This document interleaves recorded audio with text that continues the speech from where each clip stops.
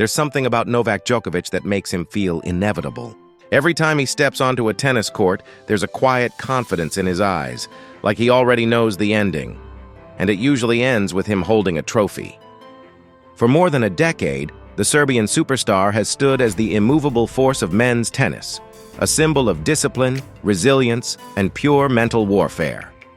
From the dusty courts of Belgrade to the grand stages of Wimbledon and Melbourne, Novak's journey has been one of brilliance born out of struggle.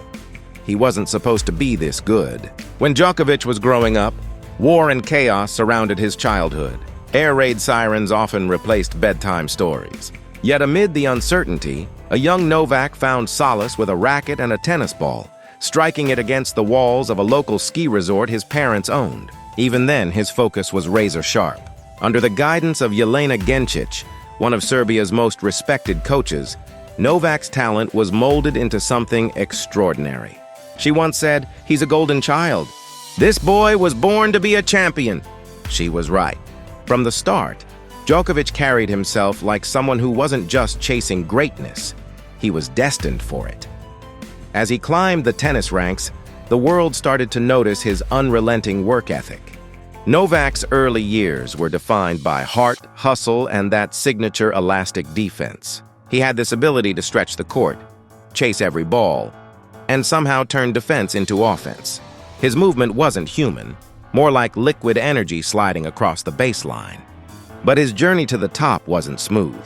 The tennis world was dominated by two titans, Roger Federer, the elegant Swiss maestro, and Rafael Nadal, the relentless Spanish bull.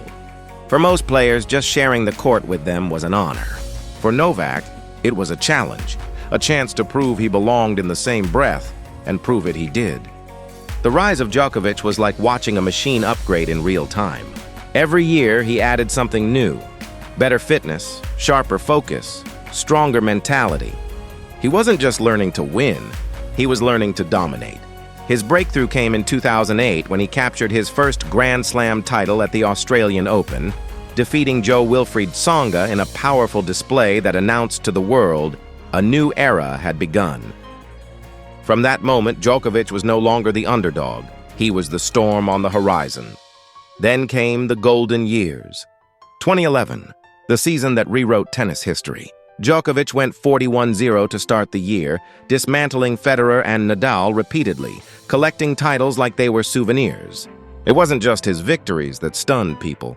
It was how he made the impossible look easy. Every match felt like a chess game where Novak saw 3 moves ahead. His backhand was poetry in motion, flat, piercing, unreturnable. His return of serve? Unquestionably the best the game has ever seen. Andre Agassi once said, "Djokovic's return is the standard every other player will be measured against." And that wasn't an exaggeration. But greatness always invites rivalry.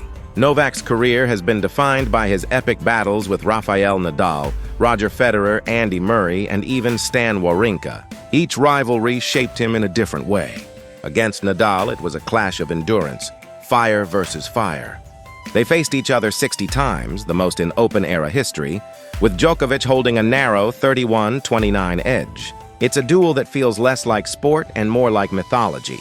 Nadal ruled the clay, but Djokovic was the only man who consistently challenged him there. Twice he beat Rafa at Roland Garros, something once thought impossible. Their 2012 Australian Open final, lasting nearly 6 hours, remains one of the most grueling and iconic matches ever played.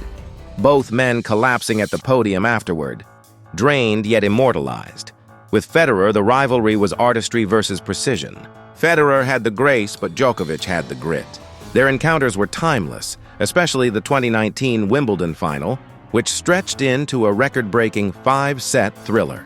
Federer had 2 championship points, but Djokovic refused to yield. He saved them both, defying logic, and eventually won, silencing center court with his roar. He had beaten Federer at his kingdom, on grass in front of his worshippers. It was peak Djokovic, mental fortitude wrapped in pure brilliance. Then there was Andy Murray, the mirror image of Djokovic's own journey. The two grew up together on the junior circuit, even playing as teenagers in France. They were born just a week apart, and their careers intertwined like parallel universes. Djokovic dominated their head-to-head 25-11, but every encounter felt like a test of will. Their duels in the Australian Open and Wimbledon finals captured an era of mutual respect and relentless rivalry. Murray once said, "Playing Novak is like facing yourself, only tougher." Their rivalry represented brotherhood, forged in fire and fueled by friendship, and then came Stan Wawrinka, the dark horse who always seemed to appear when Novak was at his peak. Though Djokovic leads their rivalry 21-6, the Swiss powerhouse handed him some of his most painful losses. Wawrinka beat him in two major finals, including the 2015 French Open and 2016 US Open, derailing Novak's quest for multiple calendar slams. Those defeats stung, but they fueled his evolution. For Djokovic, every loss was a blueprint for reinvention. Even his encounters with players like Jo-Wilfried Tsonga and Juan Martín del Potro added layers to his story. Against Tsonga, Novak learned patience. Their 2008 Australian Open final was his first taste of glory. Against Del Potro, he learned heart. Their battles at Wimbledon and the US Open were wars of attrition. Through it all, Djokovic adapted. He became not just the best player of his generation, but arguably the most complete player the sport has ever seen.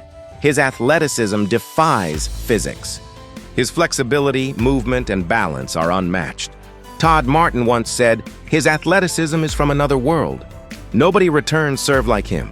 And that's true. Djokovic's return game neutralizes even the biggest servers. His anticipation is so sharp it feels supernatural. He reads serves like a book, stretches like a gymnast, and counterpunches like a champion. That's why he's been called a tennis cyborg, because he simply doesn't break. Off the court, Djokovic is more than just an athlete. He's a humanitarian, businessman, and family man. In 2007, he founded the Novak Djokovic Foundation to support early childhood education in Serbia. The foundation has built over 50 schools and supported more than 20,000 children. He's also served as a UNICEF Goodwill Ambassador, using his platform to give back to communities in need. During the devastating 2014 Balkans floods, Djokovic donated his prize money to victims across Serbia and neighboring countries. And during the COVID-19 pandemic, he and his wife Jelena donated over €1 million to help hospitals purchase ventilators. These acts define him as much as his forehands and trophies. Family, too, is central to Novak's life. Novak Djokovic is married to Jelena Djokovic, his high school sweetheart and partner through every triumph and setback. Together they have 2 children, a son named Stefan and a daughter named Tara, who often steal the spotlight in his victory celebrations.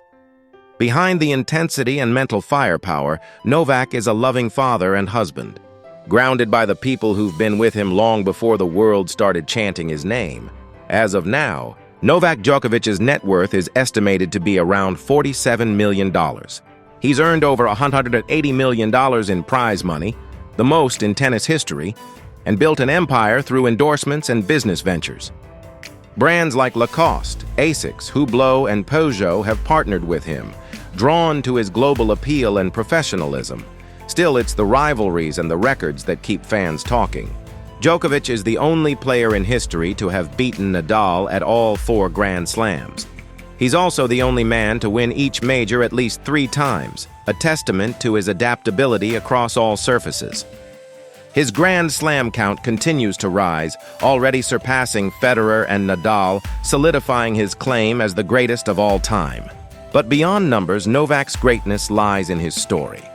The boy from Belgrade who defied odds, who endured criticism, who turned adversity into art.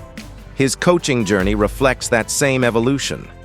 From his early mentors Jelena Gencic and Nikola Pilic, to his longtime coach Marian Vajda, and later Goran Ivanišević, each helped shape his transformation into a complete athlete.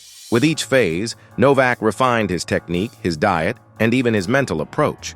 His partnership with nutritionist Igor Chatoyevich famously changed his life, introducing a gluten-free diet that improved his stamina and helped him conquer long matches.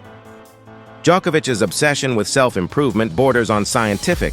He leaves nothing to chance. Yet even as the years go by, Djokovic's hunger hasn't dimmed. He continues to chase perfection, not validation. When he steps onto the court, the crowd may cheer louder for others, but he feeds off it, transforming booze into fuel, doubt into dominance.